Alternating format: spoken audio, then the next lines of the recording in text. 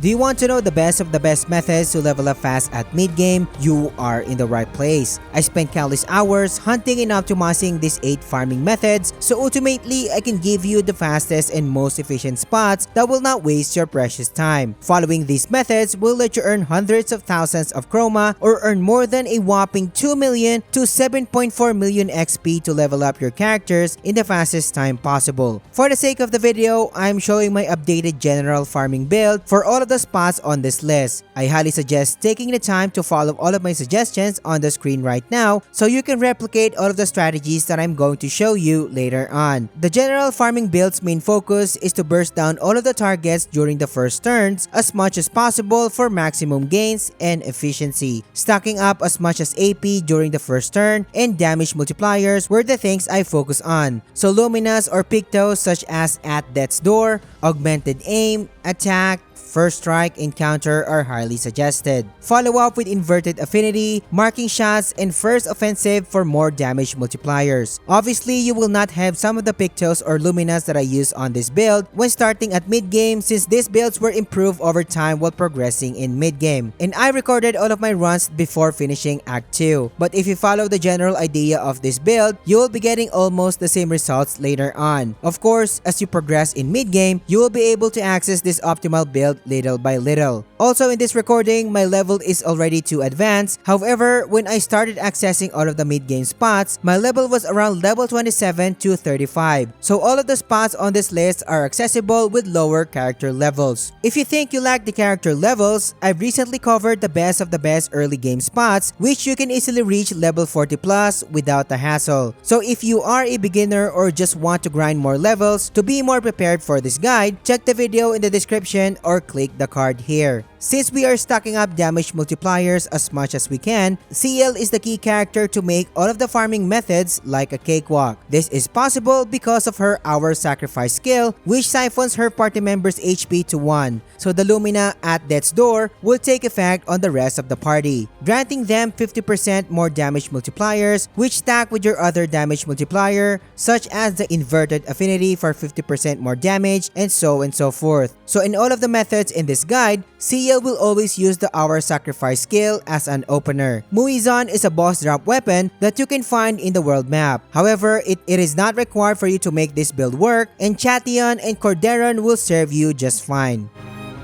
Starting the list with Jezreel Beach Outskirts spot, which will require the user to farm a pack of Nevron with a Crystal Golem Nevron leading it along with 2 minor Nevrons. You can access this spot before clearing the Forgotten Battlefield location just in case you want to grind for additional levels. To start the actual method, do a preemptive strike to start the run. As soon as the battle starts, take out the Flying Nevron with free aim shots with Sciel. Then let her cast our sacrifice skill to damage and clear the other small Nevrons and to siphon your party members' HPs so they can beef up their damage multipliers. Mael will then clear the shields of the Crystal Golem and let her access to the Virtuous Stance. The applied mark status is just a bonus and not required. End her turn by casting Fencer Flurry to eliminate any possible side Nevrons if Sciel failed to do so and apply defenseless on the target. Verso will then take his turn and perform the skill Defiant Strike to apply a mark status just in case the enemy lives after Verso's turn. But most of the time, the Defiant Strike will end the run. Once the fight is done, access your camp and sleep to respawn our targets and rinse and repeat. Each run lasts around 48 to 49 seconds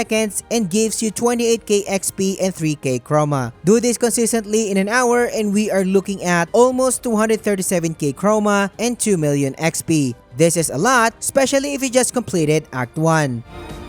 We are just getting started, and the Boat Graveyard spot is another open world spot that gives you tons of XP and Chroma by clearing Nevron packs easily. Access this spot after clearing Forgotten Battlefield, and I am showing the location on the screen right now. Start the run by doing a preemptive strike, and as soon as the battle starts, let Sciel do multiple free aims and hit the Flying Nevron's weakness to damage it and take it out. She will then cast our sacrifice skill to end the run. Just in case remaining Nevrons survive, Always clear them out with Mael's Fencer Flurry as a backup strategy. Each run lasts around a lightning fast 36 to 37 seconds and gives you 1400 Chroma and almost 30k XP. In an hour of consistent farming, expect around 147k Chroma and almost 3 million XP for your leveling needs. This is where the list goes spicier, and the Western Spot method is yet another open world Neverrun pack which is located in the western part of the continent, and I am showing the location on the screen right now. Start the run with our usual preemptive strike and let Sciel clear the shields of the Night Neverons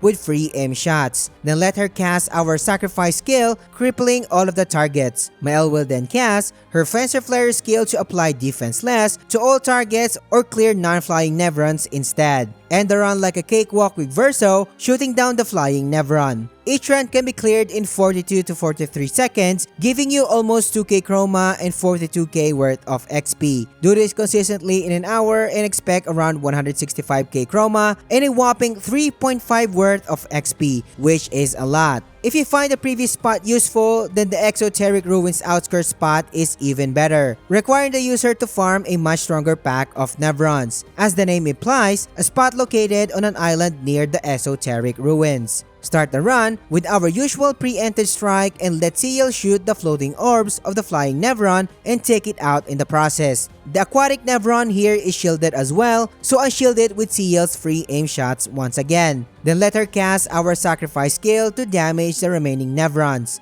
Mael will then cast Fencer Flurry to inflict all enemies with defenseless. Usually this is enough to take out both Neverons, but if somehow the large Neveron survived, finish the fight with Verso's Defiant Strike. Farming gains just keep better and better, and each run lasts around 43 to 44 seconds and gives you 2k Chroma and almost 45k XP. In an hour of consistent farming, we are looking at 180k Chroma and almost an insane 3.7 million XP, which can power level your characters.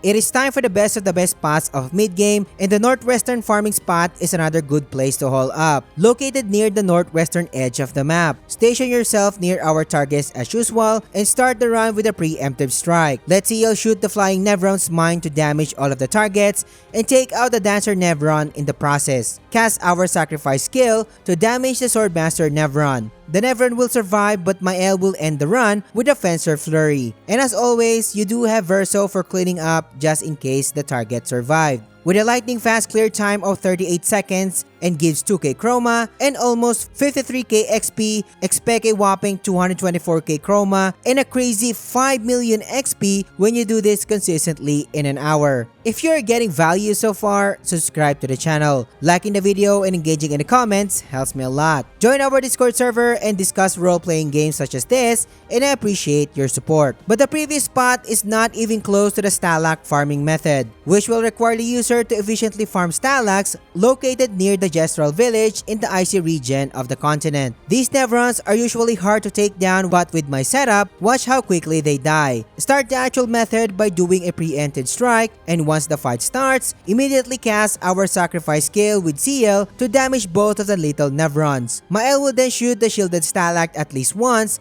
and have access to the Virtuous Stance. The mark status effect here is just a bonus, and let Mael follow up a Fencer Flurry. This will take out the side Neverons in the process. Verso will damage the Stalact with Defiant Strike to deal significant damage. But the banger is, Stalac will then do a jumping attack and our party will counter each of them, dealing huge tons of damage thanks to our counter setup. If you are new here, the Stalac usually dies before its attack animation ends. Each run lasts around 44 to 45 seconds with loading times included and gives you almost 310k of Chroma and a crazy amount of almost 6 million worth of XP if you do this method consistently in an hour.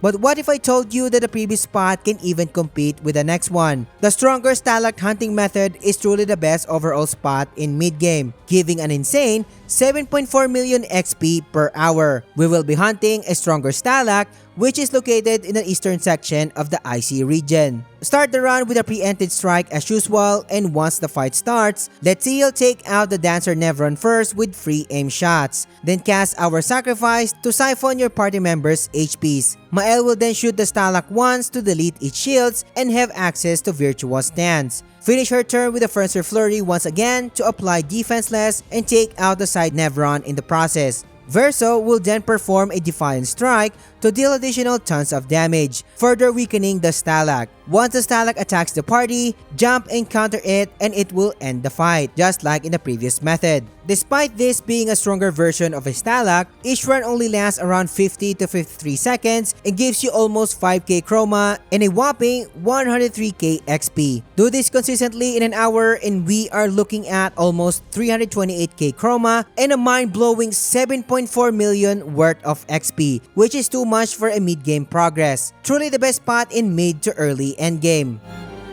You might be wondering why the Siren Dancer spot did not make it to the list, since many sources claim that this is the best spot in mid-game, but it is actually not efficient for your time. But if you're interested, access this spot by progressing in the story and heading to the Expedition 67 flag, Dancing Classes checkpoint in Siren location. From the Expedition flag, head towards the stone staircase to find the target for this run. Do a preemptive strike and let Sciel cast our sacrifice skill and have a chance to hit the flying dancers. Mael will clear each target with free aim shots and end the run. Head back to the flag to respawn the targets, rinse and repeat. Each run lasts around 38 to 40 seconds and gives you 1400 Chroma and almost 29k worth of XP. Do this consistently in an hour and we are looking at 134k Chroma and almost 2.7m XP. It is actually not efficient because of the long travel distance that this spot requires when it comes to respawns. Although someone will mention that, hey Samurai, there are a lot of these types of enemies in the inner section of the map. But the main issue that I had with this spot is how slow the respawn process is. You are better off hunting stalactites for the best use of your time by a mile. But what if you just started the game and want to know the best spots to level up fast? Click on these videos and I will catch you on the next one.